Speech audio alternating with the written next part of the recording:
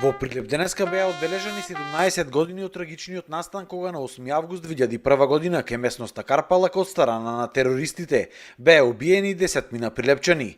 Бранителите кои учествуваа на овој настан велат дека иако поминале 17 години, голем број од нивните барања не биле исполнети.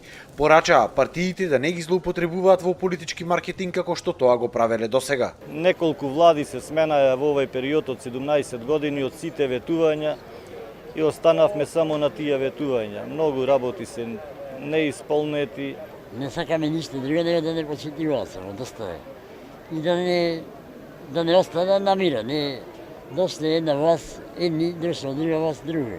Роднините на загинатите порачаа оваа војна никогаш да не се повтори. Дали родители, дали сопрузи, сестри, браќа, ова да не го доживе повеќе. Од општина Прилеп истакнаа дека 10 прилепчани ги положија своите животи за иднината на Македонија. Оваа колективна жртва на Прилеп нека биде опомена, а воедно и порака со преговори, со мир и слобода да ги решаваме сите отворени прашања.